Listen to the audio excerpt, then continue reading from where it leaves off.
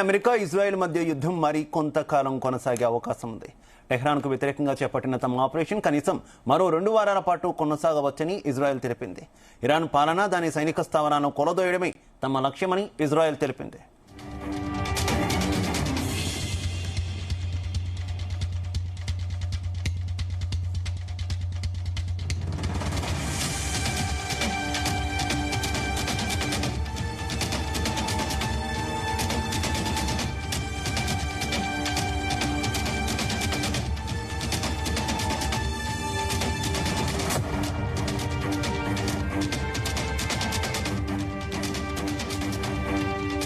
యుద్ధం ప్రారంభమైనప్పటి నుంచి ఇప్పటి వరకు తమ వైమానిక దళం ఇరాన్పై 5,000కు పైగా బాంబులతో దాడులు చేసిందని ఇజ్రాయెల్ మిలిటరీ వెల్లడించింది. తమ దాడుల్లో వేలాది మంది ఇరాన్ సైనికులు చనిపోయారని తెలిపింది. ఇక టెహ్రాన్లోని అతిపెద్ద మిలిటరీ కాంపౌండ్పై ఇజ్రాయెల్ వైమానిక దళం నిన్న దాడి చేసింది. 100కు పైగా యుద్ధ విమానాలతో దాదాపు 250 బాంబులను ఈ ప్రాంతంలో జారవిడిచింది.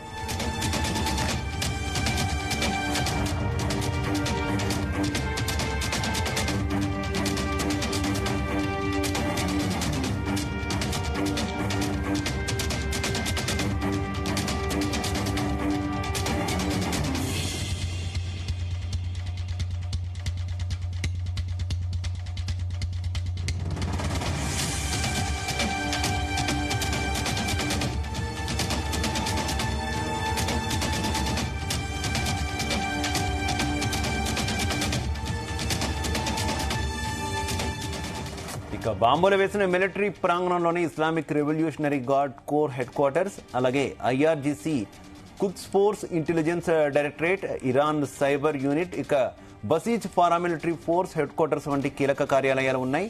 ఇజ్రాయెల్ దాడుల్లో ఇవన్నీ చాలా వరకు ధ్వంసమైనట్టు తెలుస్తోంది. ఇక టెహ్రాన్ ఎయిర్పోర్ట్లోని డిటెక్షన్ సిస్టమ్స్, అలాగే ఎయిర్ డిఫెన్స్ వ్యవస్థలను ఇజ్రాయెల్ దళాలు ధ్వంసం చేశాయి.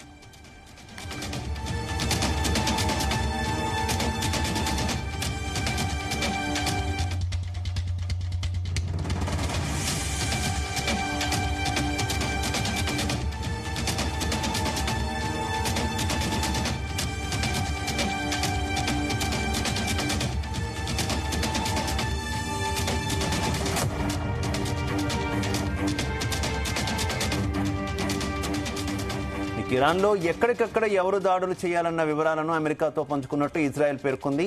ఇక పశ్చిమ మధ్య ఇరాన్లోని మిలిటరీ స్థావరాలు, బ్యాలిస్టిక్ క్షిపణి లాంచర్లపై ఇజ్రాయెల్ వైమానిక దళం దాడులు చేస్తోంది. అటు దక్షిణ ఇరాన్లోని క్షిపణి లాంచర్లను అగ్రరాజ్యం లక్ష్యంగా చేసుకుంది. ఈ ప్రాంతం నుంచి గల్ఫ్ దేశాల్లోని అమెరికా సైనిక స్థావరాలను టెహ్రాన్ టార్గెట్ చేస్తోంది. ఇక ఈ ఆపరేషన్ కోసం దాదాపు 1000 మందికి పైగా అమెరికన్ సిబ్బంది ఇజ్రాయెల్లో పనిచేస్తున్నారు.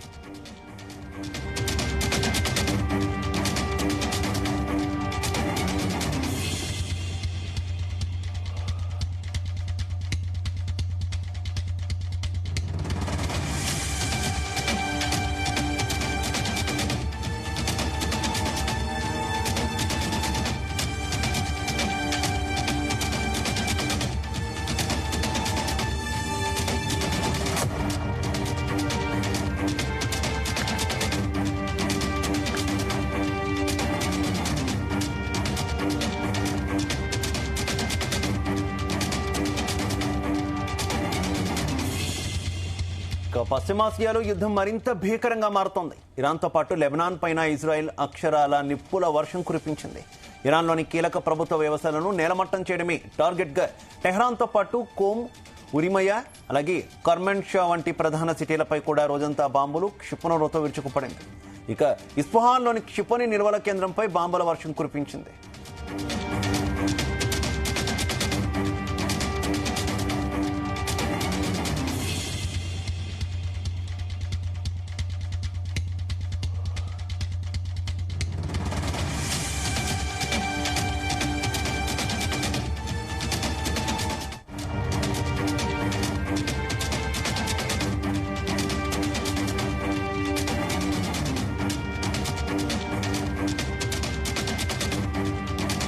టెహ్రాన్ సమీపంలోని కొత్త అణు ప్రాజెక్ట్ కేంద్రాన్ని పూర్తిగా ధ్వంసం చేసినట్టు ఇజ్రాయెల్ ప్రకటించింది. ఇరాన్కు చెందిన YAK-130 యుద్ధ విమానాన్ని టెహ్రాన్ గగనతలంలో కూల్చేసినట్టు సైన్యం వెల్లడించింది. దాడుల ధాటికి తాళలేక దివంగత సుప్రీం నేత అయాతుల్లా అలీ ఖమేనీ అంత్యక్రియల కార్యక్రమాన్ని కూడా ఇరాన్ వాయిదా వేసుకుంది.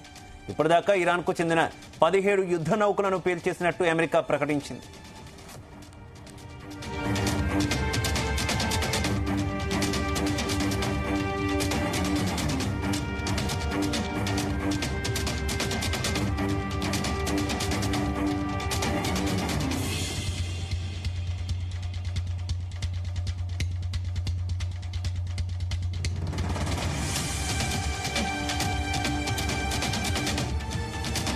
అమెరికా ఇజ్రాయెల్ సంయుక్త దాడిలో ప్రాణాలు కోల్పోయిన Iran supreme leader అయాతుల్లా Ali Khamenei అంత్యక్రియలు వాయిదా పడ్డాయి. తేదీని తర్వాత ప్రకటిస్తామని ప్రభుత్వ వర్గాలు తెలిపాయి. ఇప్పటికే ఖమేనీ జన్మించిన మషాద్ పట్టణంలో పూడ్చేందుకు భౌతిక కాయాన్ని తరలించారు. అంత్యక్రియలు జరుగుతాయని తొలుత ప్రకటించిన చివరి నిమిషంలో వాయిదా వేశారు. పరస్పర దాడులు కొనసాగుతుండడమే అంత్యక్రియల వాయిదాకు కారణమని తెలుస్తోంది.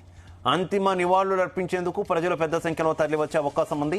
అంత్యక్రియల ఏర్పాట్లను సమన్వయ మండలి అధ్యక్షుడు మొహసిన్ మహ్మదీ పర్యవేక్షిస్తున్నారు.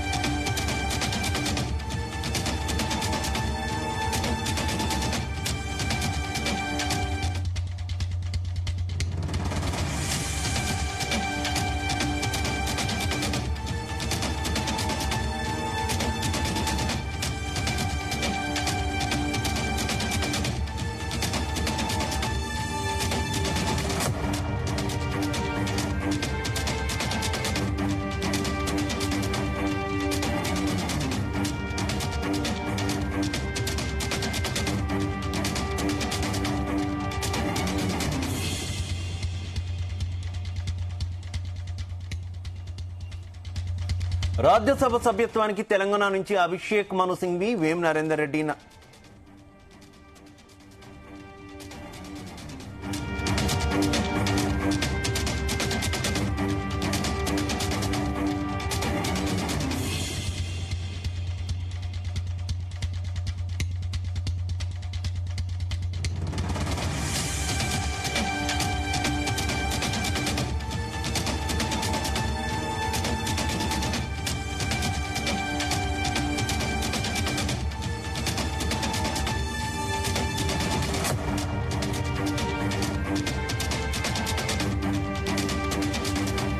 ఇరాన్పై అమెరికా ఇజ్రాయెల్ మధ్య యుద్ధం మరికొంతకాలం కొనసాగే అవకాశం ఉంది. టెహ్రాన్కు వ్యతిరేకంగా చేపట్టిన తమ ఆపరేషన్ కనీసం మరో 2 వారాల పాటు కొనసాగవచ్చని ఇజ్రాయెల్ తెలిపింది.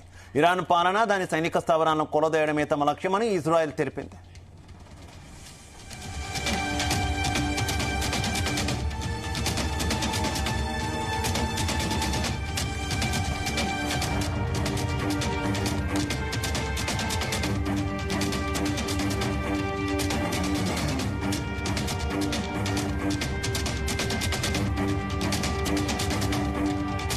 యుద్ధం ప్రారంభమైనప్పటి నుంచి ఇప్పటి వరకు తమ వైమానిక దళం ఇరాన్పై 5,000కు పైగా బాంబులతో దాడులు చేసిందని ఇజ్రాయెల్ మిలిటరీ వెల్లడించింది. తమ దాడుల్లో వేలాది మంది ఇరాన్ సైనికులు చనిపోయారని తెలిపింది. టెహ్రాన్లోని అతిపెద్ద మిలిటరీ కాంపౌండ్పై ఇజ్రాయెల్ వైమానిక దళం నిన్న దాడి చేసింది. 100కు పైగా యుద్ధ విమానాలతో దాదాపు 250 బాంబులను ఈ ప్రాంతంలో జారవిడిచింది.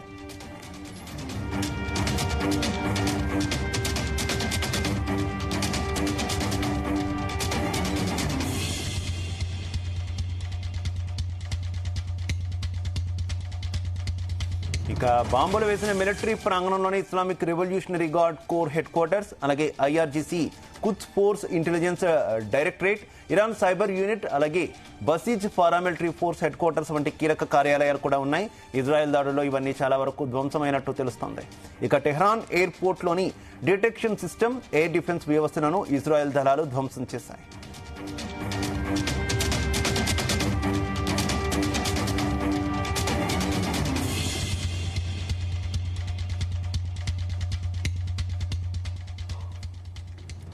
ఇరాన్లో ఎక్కడికక్కడ ఎవరు దాడులు చేయాలన్న వివరాలను అమెరికాతో పంచుకున్నట్టు ఇజ్రాయెల్ పేర్కొంది. పశ్చిమ మధ్య ఇరాన్లోని మిలిటరీ స్థావరాలు, బ్యాలిస్టిక్ క్షిపణి లాంచర్లపై ఇజ్రాయెల్ వైమానిక దళం దాడులు చేస్తుంది.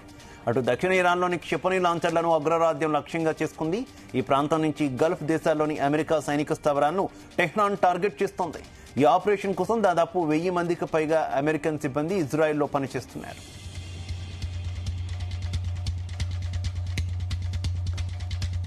ఇక పశ్చిమాసియాలో యుద్ధం మరింత భీకరంగా మారుతోంది.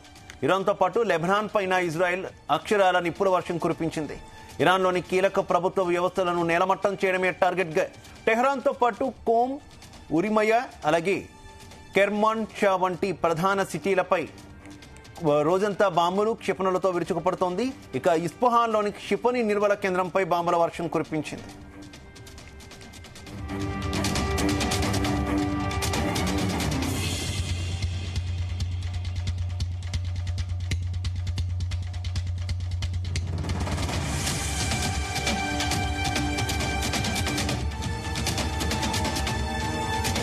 టెహ్రాన్ సమీపంలోని కొత్త అణు ప్రాజెక్ట్ కేంద్రాన్ని పూర్తిగా ధ్వంసం చేసినట్టు ఇజ్రాయెల్ ప్రకటించింది.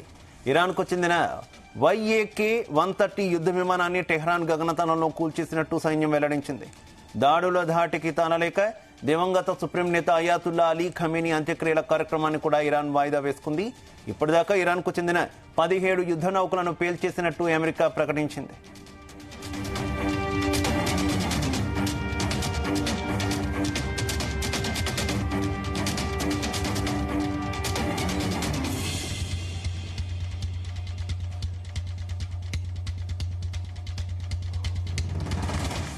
అమెరికా ఇజ్రాయెల్ సంయుక్త దాడిలో ప్రాణాలు కోల్పోయిన Iran supreme leader అయాతుల్లా Ali Khamenei అంత్యక్రియలు వాయిదా పడ్డాయి.